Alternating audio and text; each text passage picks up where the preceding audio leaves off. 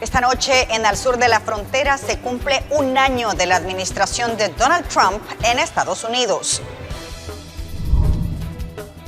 Washington endurece los requisitos para obtener la residencia por matrimonio. Expertos advierten que medidas migratorias se endurecerán en 2026. Y hablaremos de remesas en la región. Muy buenas noches, ¿qué tal? ¿Cómo están? Qué gusto que nos acompañen. Bienvenidos a una nueva edición de Al Sur de la Frontera. Está con ustedes Roxana Webb y los invito a que se queden con nosotros porque en la próxima hora vamos a hablar de migración.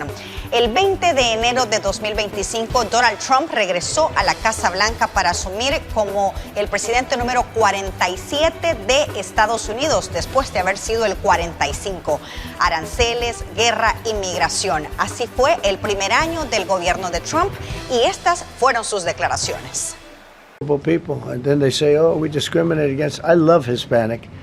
They are unbelievable, entrepreneurial. They have everything. I did great. I did the highest. Nobody ever got numbers like I got from the standpoint of being a Republican. So what ICE does, and Border Patrol is incredible too. I mean, Paul Perez and that group is incredible. Mostly Hispanic, by the way. They're like 60% Hispanic, you know. Se cumple un año de la administración del presidente Donald Trump. Vamos a conocer un análisis con el periodista de la red de noticias de Albavisión, Ernesto Cornejo. Ernesto, qué gusto que nos acompañes, esta vez ya desde los Estados Unidos. De nuevo, regresas precisamente a la zona cero para compartir con nosotros todas esas imágenes e información de primera mano sobre inmigración. Bienvenido, Ernesto, buenas noches.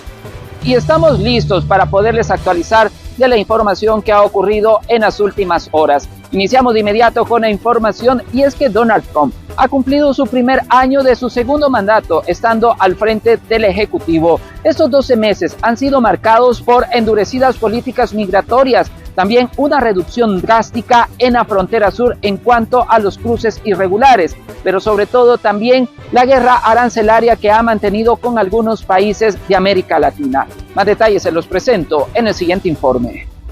Acelerar el combate contra la migración ilegal con masivas deportaciones de indocumentados, estrictos controles en la frontera sur y restricciones de visados para al menos 75 países y cancelaciones importantes de programas han sido parte de los drásticos cambios en las leyes migratorias que ha ejecutado Donald Trump en su primer año de trabajo en la Casa Blanca. Nos quedan 3 años más y por las señales que se están dando ahora en este primer año, vamos a tener políticas migratorias igual o más rígidas en los 3 años que le faltan a esta administración. ¿Cuál es lo que más hemos aprendido en este primer año? Uno, que ya nuestros países, estoy hablando del norte de Centroamérica, México, ya no somos países exclusivos de migración. Las políticas migratorias, las fronteras cerradas, las rutas vigiladas nos han colocado en una nueva realidad. Somos ya un país de migración, pero también de retorno. ¿Qué es lo más significativo que hemos visto en este primer año? Primero, no podemos negar, es el retorno. A estas acciones también se han sumado otras, como los masivos cambios en las cortes de inmigración, que ha dejado a cientos de personas con sus procesos pausados o, en el peor de los casos, cancelados. El problema de los políticos que no entienden muy bien el sistema legal, y yo creo que vamos a ver si los jueces realmente pueden implementar la ley en vez de seguir órdenes de el Ejecutivo, en este caso la administración Trump. Uno de los problemas muy fuertes en inmigración es que los jueces están bajo la rama ejecutiva de esa administración. Debe tener más independencia, como tenemos en los tribunales que bajo el artículo 1 de la Constitución. pero desafortunadamente todavía el sistema de inmigración ha evolucionado desde oficiales de inmigración que tenían un poquito más poder como jueces administrativos, pero sigue siempre bajo el techo de la administración. Yo creo que en el futuro va a haber una separación porque eso va a ser una catástrofe si tenemos un presidente que está dando órdenes hacia los tribunales de cómo debe tomar sus decisiones. Una guerra arancelaria sin precedentes, el despliegue militar norteamericano en el Mar Caribe, el arresto del presidente Nicolás Maduro y una inflación de 2.7% también es parte de lo que ha marcado estos primeros 12 meses de gestión de su segundo mandato del presidente Donald Trump. Informó Ernesto Cornejo para la red de noticias Albavisión. Y analistas salvadoreños dan su postura ante las relaciones del presidente Donald Trump con El Salvador a un año de gestión. La migración es uno de los temas que más controversia ha generado durante el primer año del segundo mandato del presidente estadounidense Donald Trump. Esta problemática también influye en El Salvador, teniendo en cuenta que más de 850,000 connacionales se encuentran en ese país de forma ilegal y más de 10,000 fueron deportados durante el último año. El impuesto a las remesas también es otro aspecto que afecta al país. El impuesto a las remesas es de 1% de la mayoría de remesas que se envían en efectivo. Podría tener un impacto de $100 millones por lo menos para el bolsillo de los salvadoreños que envían el dinero hacia sus familiares en Estados Unidos. El objetivo, creo yo, de redondear, ¿verdad?, el círculo para hacer un poco más difícil la vida de las personas que están allá y las personas decidan autodeportarse o regresarse de forma voluntaria. El incremento de costos para ciertas solicitudes como el asilo o permisos de trabajo también fue otro golpe migratorio y económico, afirman expertos. Personas que soliciten asilo van a tener que pagar más. Se establece en una ley que firmó el presidente Trump el 4 de julio que cualquier persona que sea detenida de forma indocumentada en la frontera va a pagar una multa de $5,000. Entonces, muchas veces son personas que no llevan prácticamente dinero. El permiso de trabajo que utilizan pues los salvadoreños con TPS, eso también ha tenido un incremento. Las relaciones políticas entre Estados Unidos y El Salvador también destacaron en los últimos meses con acercamientos entre ambos gobiernos en áreas como el combate al crimen organizado y las drogas, pero hay temas que aún están pendientes. Las opiniones que uno escucha de personeros del gobierno de Estados Unidos hacia El Salvador son bastante positivas. El flujo de personas retornadas continúa viniendo. Y las posibilidades para que nuestros nacionales puedan obtener ciudadanía o cosas así, no se ve que hayan mejorado en absoluto en Estados Unidos. Incluso analistas comparan las relaciones entre El Salvador y la administración de Donald Trump y Joe Biden. Declaraciones desafortunadas siguen habiendo, pero de alguna manera no es el nivel de confrontación que se tuvo entre este gobierno y el de Biden. Por ahí se lee en algunas opiniones de algunos senadores o congresistas, algunos congresistas también, que debe El Salvador tener en cuenta que este gobierno no va a ser eterno, y que pronto puede volver el Partido Demócrata y que entonces las buenas relaciones que tiene ahora se pueden complicar. Sobre el tema económico, la implementación de aranceles recíprocos del 10% a países como El Salvador fue un golpe directo a los exportadores e industriales. Este impuesto se eliminó para ciertos productos como algunos de origen agrícola o textiles. Eso ha hecho de que las exportaciones sigan teniendo su mismo ritmo. En este caso, llamémosle las exportaciones no tradicionales porque son el sector manufacturero y en algunos casos el sector tradicional los que han mantenido ese ritmo. Estados Unidos sigue siendo un buen mercado para hacer negocios, dicen expertos, aunque las exportaciones tuvieron altos y bajos debido a las políticas arancelarias. Las exportaciones hacia Estados Unidos al mes de noviembre disminuyeron el 3.6%. Esto es producto de la inestabilidad que se vivió en el momento de la aplicación del 20%. Con imágenes de Ricardo Tovar, este es un reporte de Fernando Morales.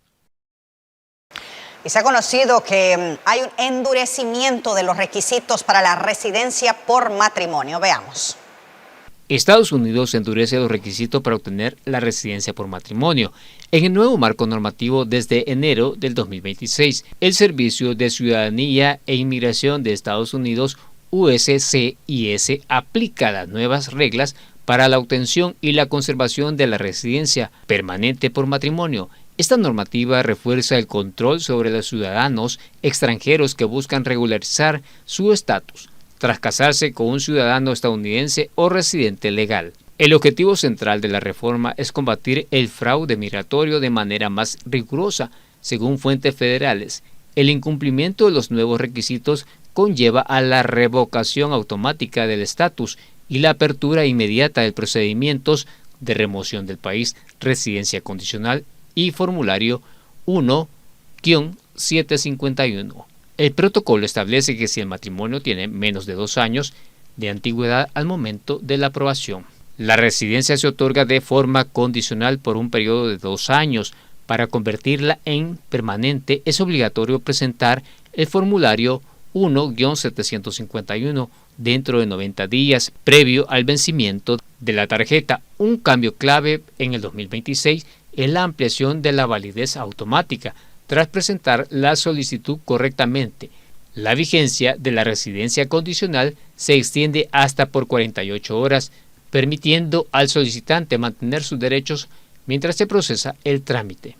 La prueba de convivencia y evidencia para el USCIS es la convivencia física de la principal prueba de legitimidad. La agencia ahora examina con mayor detenimiento los casos donde los cónyuges no comparten domicilio, si existen separaciones por motivos laborales o académicos. Estas deben de estar estrictamente documentadas para acreditar la veracidad de la relación. Las autoridades exigen un expediente sólido que incluya contratos de arrendamiento, hipotecas conjuntas, cuentas bancarias y pólizas de seguro compartidas. Correspondencia a nombre de ambos, declaraciones juradas de terceros que confirmen la vida en común. Casos especiales y otras vías de situaciones de separación o divorcio, el sistema permite que el cónyuge extranjero presente la solicitud de la forma individual, siempre que demuestre de mantener inequívoca que el matrimonio fue de una buena fe en su origen, mientras esta sigue siendo la vía más utilizada para obtener la Green Card. El gobierno mantiene el paralelo del programa de visas de diversidad que otorga 55,000 residencias anuales mediante sorteo. En ambos casos, el rigor documental es la única garantía para asegurar la permanencia legal en Estados Unidos bajo el nuevo marco administrativo de este año. Este es un informe de Herbert Vázquez. Siempre en relación a este tema, los activistas pro-inmigrantes en Centroamérica también han reaccionado a estas duras políticas migratorias. Desde el 1 de febrero, la administración de Donald Trump suspenderá todos los fondos federales a la ciudad de Santuario y a los estados que las albergan, con el fin de presionarlos para que colaboren con las políticas migratorias de su gobierno y dejen de limitar el trabajo del Servicio de Inmigración y Control de Aduanas. Denota en la nueva política de este año es que van a arreciar los operativos, especialmente dirigidos y teniendo como blanco político operativo las ciudades santuario en Estados Unidos. O sea que con la contratación de más agentes inexpertos, el riesgo de que se repitan esta clase de incidentes totalmente condenables, donde civiles inocentes pierden la vida a manos de agentes de la policía migratoria de Estados Unidos, pues hay el riesgo latente de que se multipliquen este tipo de incidentes. El sistema migratorio estadounidense atraviesa tiempos de gran complejidad e incertidumbre, y es que para los activistas es preocupante ver los escenarios en los que se desarrollan las intensas redadas ejecutadas por las autoridades y el trato inhumano que se les está brindando a los indocumentados. El pasado sábado hubo protestas en toda la nación en contra de esta política abusiva e inconstitucional y violenta con que las autoridades migratorias están conduciendo estos operativos en contra de ciudades santuarios. Y la verdad es que es muy difícil la defensa para aquellos que están enfrentando procesos de remoción durante estén prisioneros de las autoridades migratorias de este país. Hay falta de recursos económicos y hay falta de recursos humanos para poder llevar la defensa apropiada, legal, a estos detenidos. Mientras tanto, ya se preparan algunos recursos legales para ser presentados en las diferentes cortes y que los jueces valoren las afectaciones que tendría este recorte económico. Informó Ernesto Cornejo para la red de noticias Albavisión. Ahora vamos a hablar sobre cómo localizar a un detenido por ICE. La realidad migratoria en los Estados Unidos ha dado un giro drástico desde que Donald Trump asumió el segundo mandato. La mano dura se ha sentido en las calles y en la frontera sur. Las cifras son contundentes. Para finales del año 2025, la administración ha capturado a más de 200,000 inmigrantes. Estamos hablando de miles de familias separadas en tiempo récord. Los estados de Texas, California y Florida se han convertido en el epicentro de estos arrestos. Pero más allá de los números está el drama humano, la angustia de no saber dónde está un padre, un hijo o un amigo tras ser detenido. Muchos familiares denuncian que pasan horas e incluso días sin tener mayor información de sus familiares detenidos. Según expertos legales, esto ocurre por el tiempo que tardan las agencias en procesar los datos. Es un silencio desesperante, pero es vital mantener la calma y actuar rápido. Si usted tiene algún desaparecido, tome nota porque estos son los pasos claves para localizarlo. Primero, entre al portal del localizador de detenidos en Internet. Es la herramienta oficial de ICE. Tiene dos opciones: buscar por el número de extranjero, si lo conoce, o simplemente por el nombre completo, la fecha de nacimiento y el país de origen.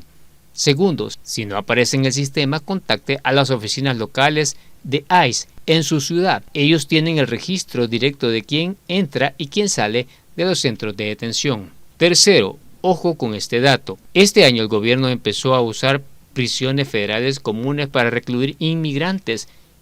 Si su familiar no aparece en los centros de detención habituales, llame a la Agencia Federal de Prisiones. Es muy probable que esté allí. Cuarto, no olvide hacer uso del consulado.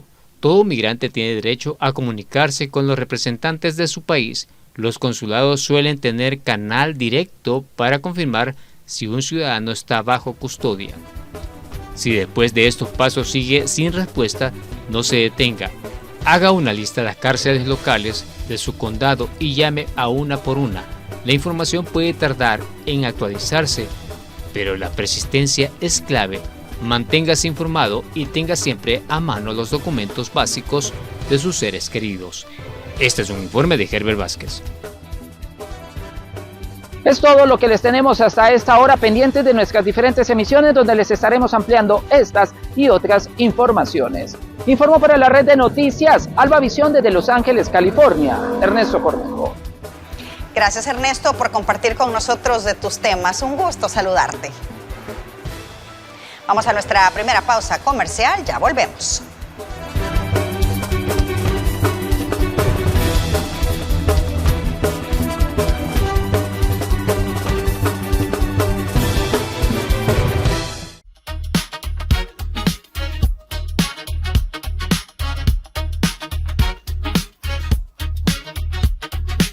La información verificada está en el 12 y el 12 está con vos.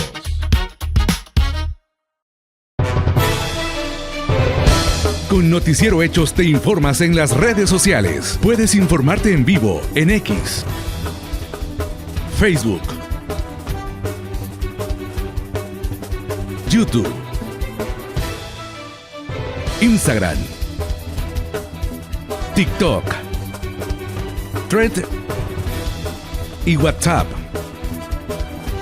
La noticia en 360 grados, con la credibilidad de Noticiero Hechos. Las noticias no esperan, y tú tampoco. Hechos Digital se actualiza a cada momento, con información verificada, clara y confiable. En redes, en tu móvil, en donde estés. Si es de Hechos, es verdad. Síguelo, compártelo, confía en él. En las principales plataformas. Hechos de Canal 12.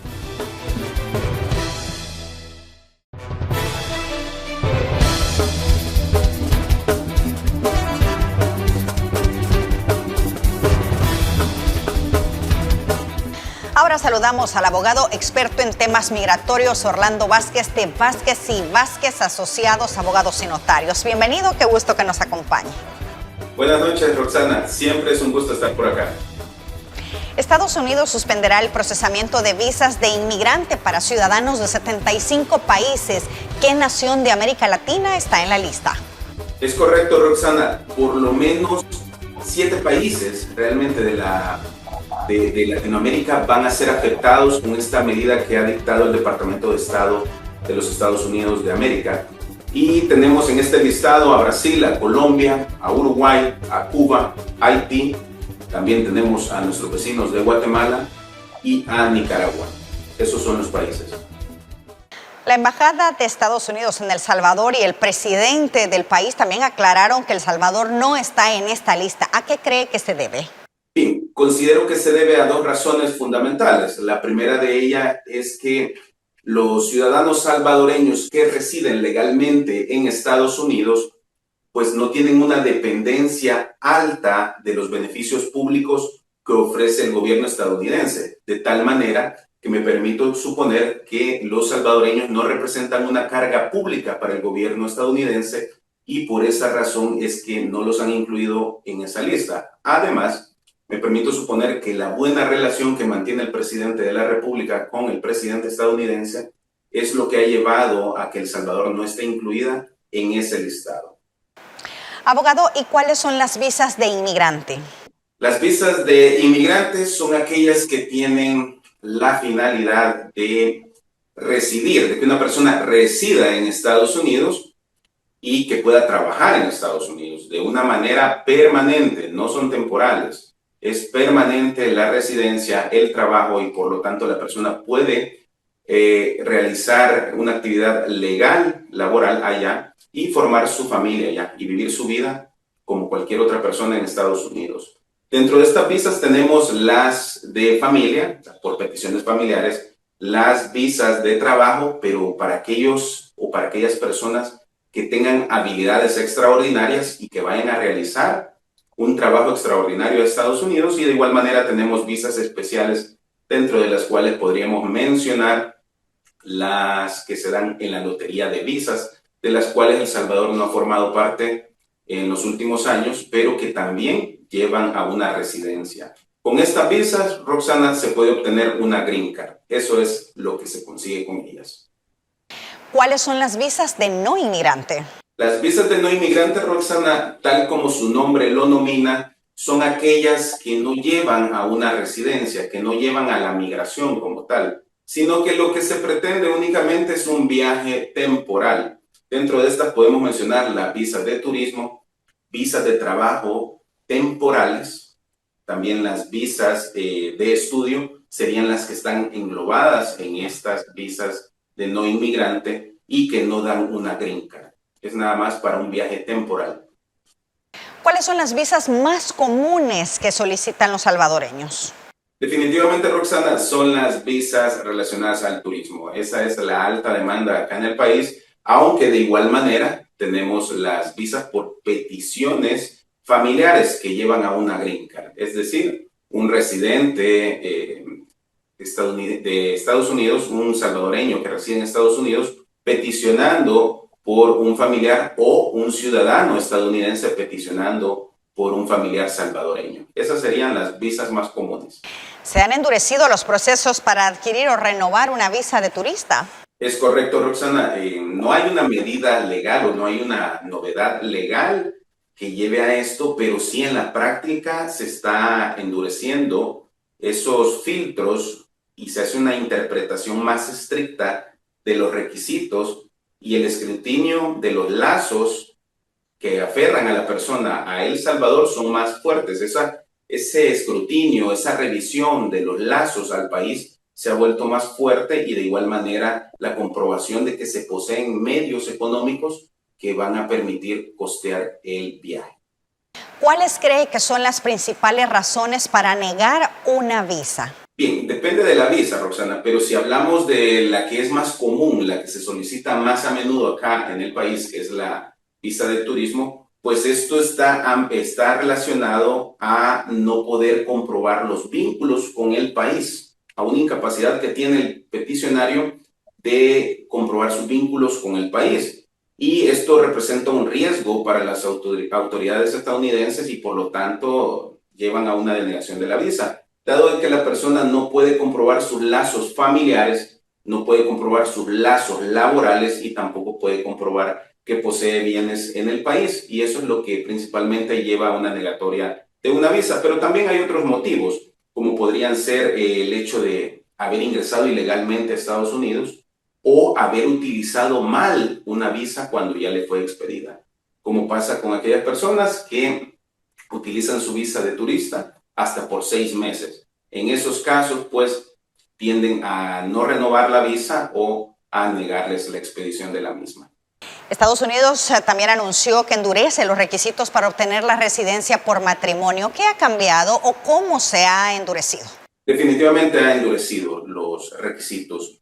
Y es que el escrutinio de la autenticidad del matrimonio es más fuerte ahora. Ahora hay más entrevistas de las que se solía hacer con anterioridad. Ahora se revisan redes sociales. También se revisa que la pareja tenga una vida económica en común, es decir, que posean cuentas bancarias en conjunto, que posean deudas en conjunto, que posean bienes en conjunto. Eso es lo que se está solicitando con más frecuencia ahora en estos casos de una visa por matrimonio. Abogado, ¿cuáles son las formas legales para poder ingresar a Estados Unidos? Bien, para poder ingresar a Estados Unidos, la forma legal es a través de una visa. Esa es la única forma. Como lo hemos mencionado, hay diferentes tipos de visa, las cuales pueden venir a través de una petición familiar, a través de una petición por trabajo, a través de una lotería de visas, y pueden ser, como ya lo mencionamos hace unos minutos, pueden ser visas inmigrantes o de no inmigrante, dependiendo de la finalidad del viaje, dependiendo de lo que se desee. Si la persona cumple los requisitos, va a poder obtener una visa, de tal manera que la visa es el único medio que permite a una persona que no es ciudadano estadounidense poder ingresar a esa nación. En cuanto al perdón migratorio, ¿cómo funciona? Bien, los perdones son solicitudes que realiza una persona que es inadmisible. Y es inadmisible porque ha presentado presencia, o más bien ha estado presente ilegal en Estados Unidos, tiene antecedentes penales o ha cometido infracciones migratorias, tales como trabajar sin permiso allá en Estados Unidos. Entonces, esa persona que se encuentra en esa situación realiza una petición al Servicio de Ciudadanía e Inmigración de Estados Unidos para que esa autoridad revise su caso y determine si le otorga o no el perdón. De tal manera que la persona que está solicitando el perdón tiene que evidenciar, tiene que comprobarle a la autoridad estadounidense de que si no le otorgan el perdón, va a haber un ciudadano o va a haber un residente permanente allá en Estados Unidos que va a sufrir esa negatoria del perdón. Es decir, va a haber alguien en Estados Unidos que va a sufrir el hecho de que no se le diera el perdón. Entonces, esas son las cuestiones que hay que considerar antes de pedir un perdón. Tiene que ser una persona que en principio es inadmisible porque tiene presencia ilegal en Estados Unidos, porque tiene antecedentes penales por delitos no muy graves y porque ha cometido infracciones. Esa es a lo que se refiere el perdón migratorio. ¿Por qué cree que es importante acudir a un abogado experto en temas migratorios? Bien, Los abogados expertos en migración y los asesores, como lo somos nosotros acá en Latinoamérica, tenemos conocimiento en la ley de inmigración y nacionalidad de Estados Unidos y en los procedimientos que se llevan a cabo, de tal manera que podemos preparar casos de mejor manera para evitar errores y para minimizar las denegatorias. Por eso es importante siempre acudir donde un abogado o un asesor migratorio antes de presentar las peticiones. Desde su bufete, ¿cuáles son los casos más comunes que atienden?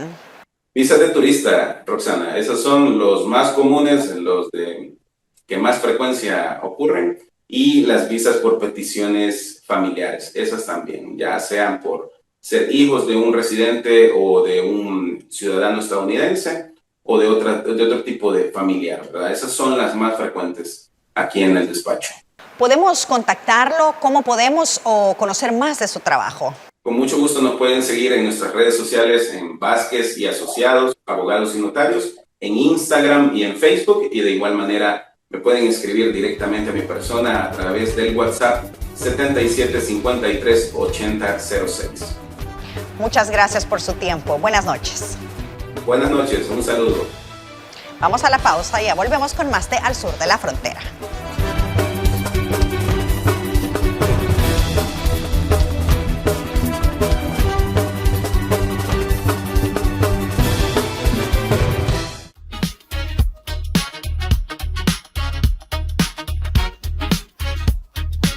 Las noticias más inmediatas están en el 12 y el 12 está con vos.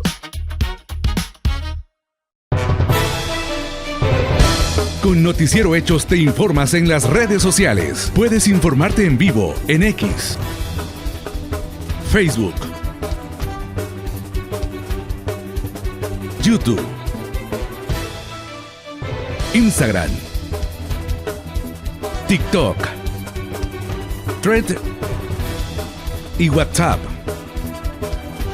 La noticia en 360 grados con la credibilidad de Noticiero Hechos.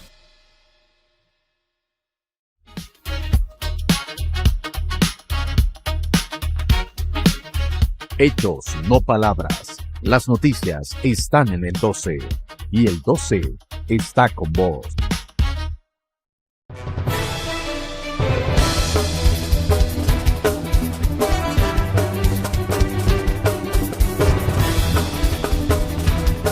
Recordemos que inició el año y también un nuevo impuesto a las remesas. Alianza Américas habla sobre esto y la posible connotación que puede generar en la comunidad de migrantes. Las remesas son el salvavidas de millones de familias en América Latina y El Salvador entra en el grupo. Sin embargo, a partir del 1 de enero de 2026, las reglas del juego han cambiado. Tras la aprobación de la ley conocida como One Beautiful Bill, ha entrado en vigor un nuevo impuesto del 1% en los envíos de dinero. Aunque aparezca un porcentaje pequeño, el impacto es real. Los expertos advierten que por cada 1% que sube el costo de envío, las remesas bajan el 1.6%. Esto significa menos comida, medicinas y educación para las familias más pobres. Hay que recordar que este impuesto afecta a cualquier persona, ciudadana o no ciudadana, que envíe dinero utilizando transferencias en efectivo. Es importante también recordar que las remesas sostienen a millones de familias en América Latina y el Caribe. Son un pilar fundamental para las economías locales, ya que representan apoyo directo para cubrir necesidades básicas como alimentos, vivienda, educación y atención médica. En muchos casos, estos recursos vitales son muy importantes para la sobrevivencia. Pero ¿a quién le cobran y a quién no este impuesto? No se le cobra a todo el mundo por igual. El cobro del 1% se aplica solo por los envíos físicos, es decir, si usted va a una ventanilla con efectivo, usa Money Order o un cheque de caja, tendrá que pagar el impuesto.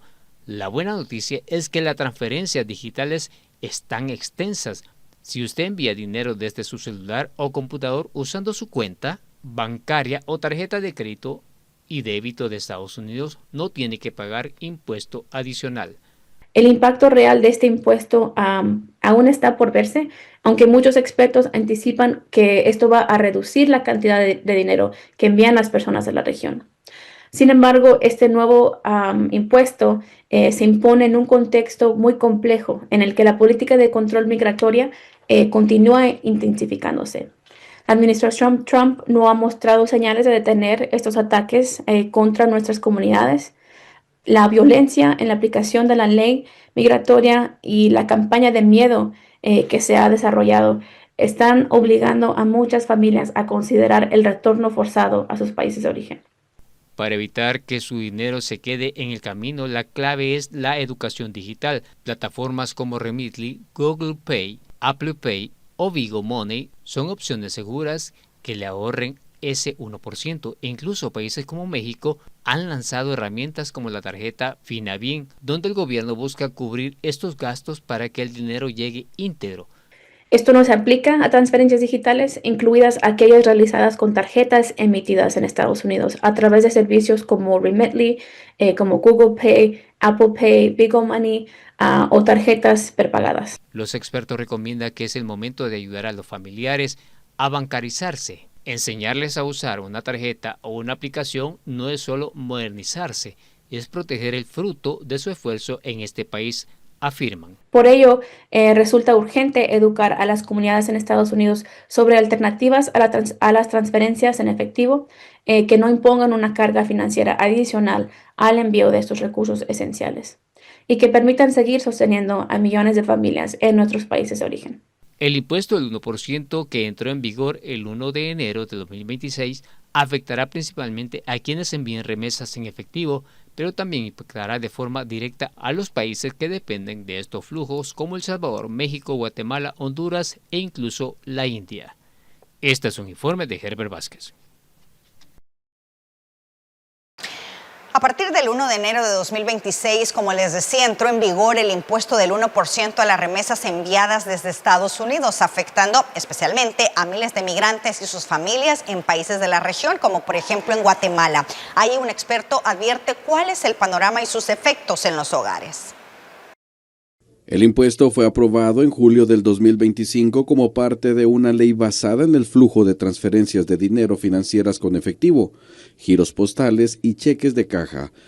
Sin embargo, quedan exentas las transferencias electrónicas realizadas desde cuentas bancarias, tarjetas de crédito, débito o billeteras digitales. En primer lugar, incluye únicamente a los envíos en efectivo, giros postales o cheques.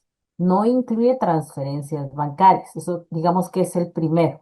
Entonces, representa un problema para las personas migrantes, principalmente que están en condición irregular, que enviaban en efectivo.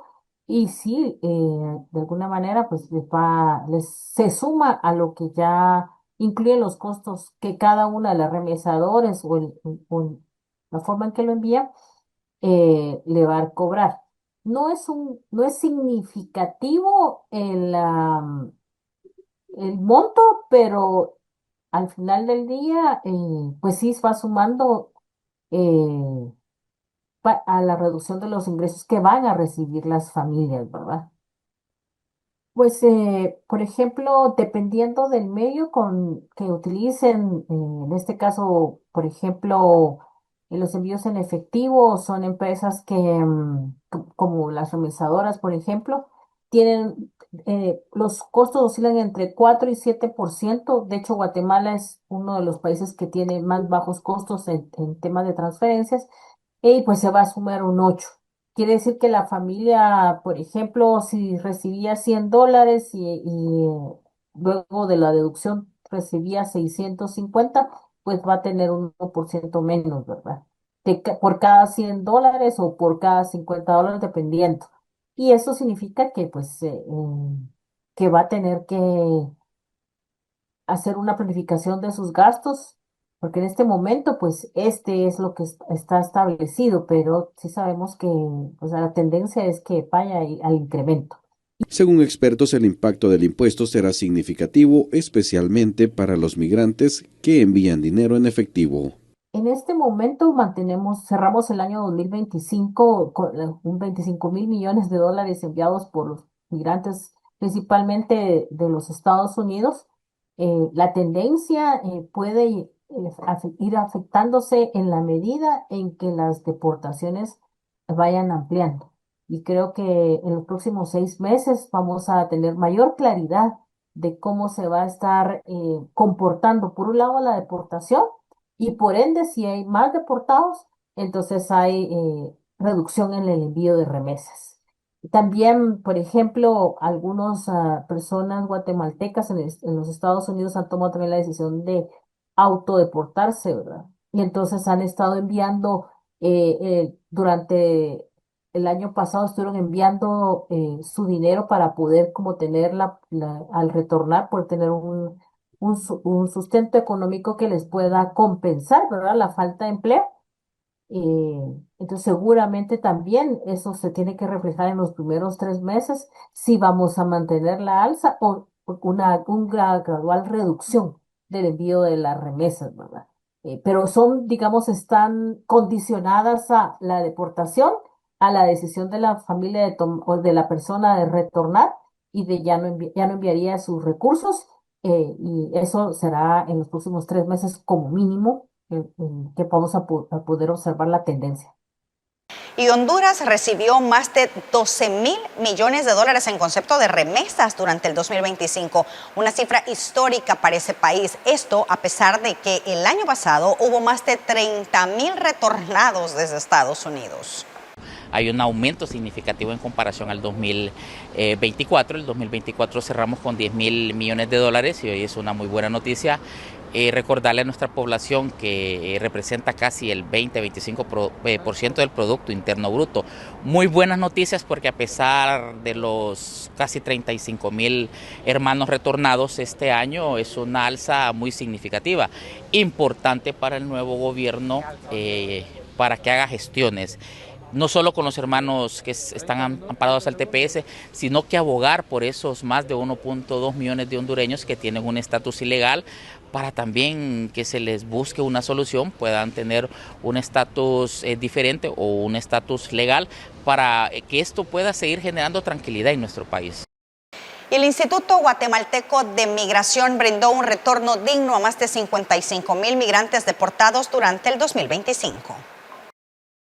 Durante el último año, miles de guatemaltecos regresaron al país tras intentar migrar a México y Estados Unidos. En ese proceso, el Instituto Guatemalteco de Migración brindó atención a 55,181 personas retornadas, la mayoría procedentes de Estados Unidos, quienes fueron recibidas y orientadas bajo protocolos de apoyo y acompañamiento. La atención incluyó registro, asistencia básica en salud, alimentación y comunicación con familiares, además de apoyo especial para mujeres, niñas, niños y adolescentes, tanto acompañados como no acompañados. Parte de los retornados aceptó integrarse a programas de apoyo que les permitieron recibir orientación psicosocial, información institucional y acompañamiento para iniciar su proceso de reintegración en el país. A través del Plan Retorno al Hogar, se fortaleció el acceso a opciones laborales, certificación de competencias y trámites gratuitos de documentación, así como el vínculo con empresas que ofrecen empleo formal. Con estas acciones, las autoridades buscan que el regreso de los connacionales sea más seguro y que cuenten con oportunidades reales para reconstruir su vida en Guatemala.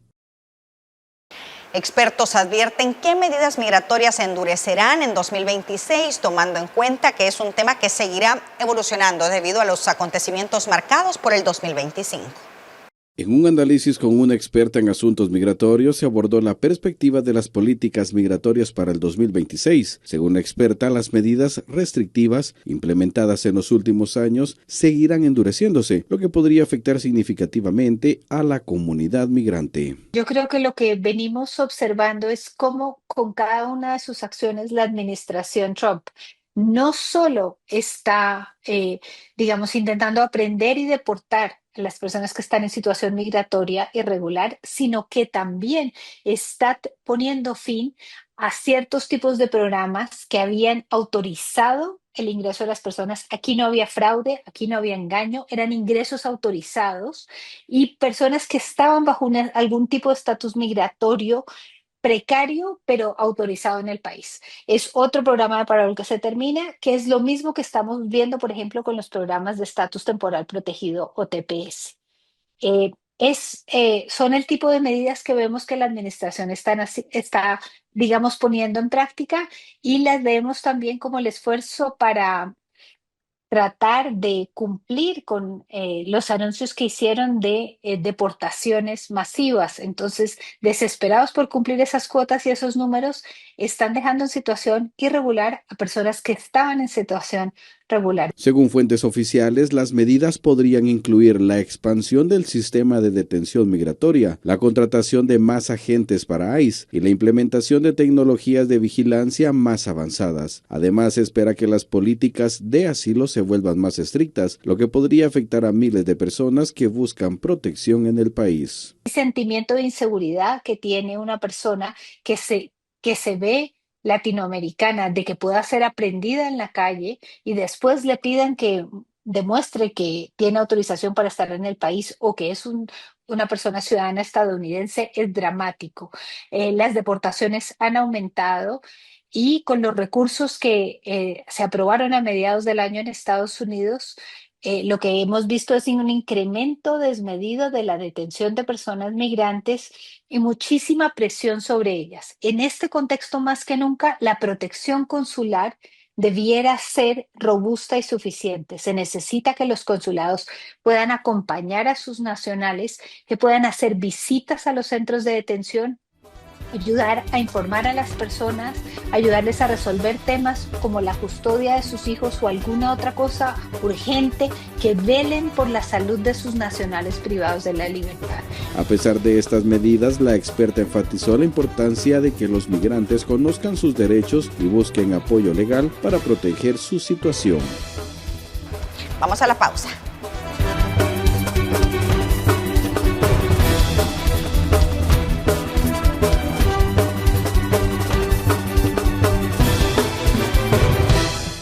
Las noticias no esperan y tú tampoco. Hechos Digital se actualiza a cada momento con información verificada, clara y confiable. En redes, en tu móvil, en donde estés. Si es de Hechos, es verdad. Síguelo, compártelo, confía en él. En las principales plataformas. Hechos de Canal 12.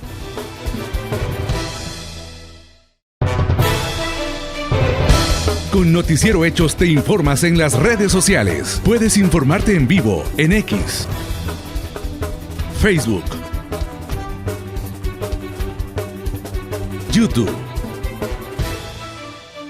Instagram, TikTok, Thread y WhatsApp. La noticia en 360 grados con la credibilidad de Noticiero Hechos.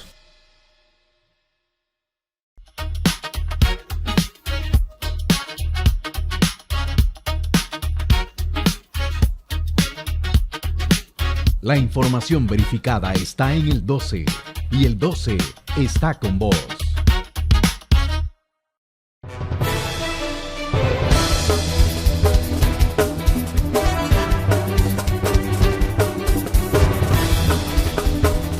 Este año entraron en vigor nuevas leyes en Texas con impacto directo en materia migratoria. Además, Florida reportó un elevado número de detenciones de migrantes durante 2025. Más de 30 leyes aprobadas por la legislatura de Texas comenzaron a aplicarse a partir del 1 de enero de este año, luego de ser firmadas por el gobernador Greg Abbott. El nuevo paquete normativo abarca áreas como migración, vivienda, tecnología, empleo, seguros, energía e impuestos, con impactos directos para gobiernos locales, empresas y residentes. Uno de los cambios más relevantes se relaciona con la cooperación migratoria. La llamada SB8 exige que los condados que administran cárceles formalicen convenios con el Servicio de Inmigración y Control de Aduanas, ICE, mediante el programa federal. Esto permite delegar ciertas funciones de identificación y procesamiento de personas extranjeras bajo supervisión federal dentro de los centros de detención. La norma establece sanciones y acciones legales para quienes no cumplan, además de un programa de subvenciones estatales que ayudan a cubrir costos operativos, capacitación y personal. En materia de vivienda, la SB 38 acelera los procesos para desalojar a ocupantes sin derecho legal. La ley simplifica plazos judiciales y limita retrasos procesales, aunque mantiene obligaciones de notificación y el derecho a apelación. El campo tecnológico también registra cambios. La HB 149 crea un marco de gobernanza de inteligencia artificial, considerado entre los más amplios del país norteamericano. La norma prohíbe usos de inteligencia artificial vinculados con delitos, autolesiones, discriminación y ciertos procesos biométricos, además de restringir sistemas de puntaje social en entidades públicas. Contempla un Consejo Estatal de Inteligencia Artificial y un esquema de pruebas reguladas para desarrolladores, bajo supervisión exclusiva del fiscal general. Otros estados del sur también están endureciendo su enfoque migratorio. En Florida, la administración estatal reportó cerca de 20.000 detenciones relacionadas con migración durante 2025, apoyadas en operativos conjuntos y en la ampliación de centros de detención y vuelos de deportación. Entre las personas detenidas figuran 3.435 procedentes de Guatemala, 3.331 de México, 1.353 de Honduras, 312 de El Salvador y 312 de Venezuela. Las autoridades de ese estado destacaron que estos esfuerzos se complementan con programas federales y con la apertura de nuevas instalaciones, aunque han recibido críticas de sectores que advierten sobre posibles impactos en derechos civiles y costos humanos. Migración informó sobre la asistencia que está brindando a los ciudadanos venezolanos que se encuentran varados en Guatemala y buscan retornar a su país. Nosotros a final de año decíamos sobre una acción que hemos tenido en coordinación con Migración de Honduras y tiene que ver con muchas de las personas venezolanas que se han acercado al Instituto Guatemalteco de Migración o que ya tienen boleto aéreo, pues tienen documentos vencidos o algunos no tienen documentos. Y Guatemala no tiene ningún consulado de Venezuela acá y logramos coordinar con Honduras para poder dejar salir. Ambos países pedimos visa a esta población y nosotros estamos dando el pase de salida y de ingreso, al igual Honduras, para que vayan a Honduras, realicen su trámite de renovación de pasaporte o nuevo pasaporte y puedan retornar a Guatemala ya con un documento válido para que las líneas aéreas los puedan aceptar.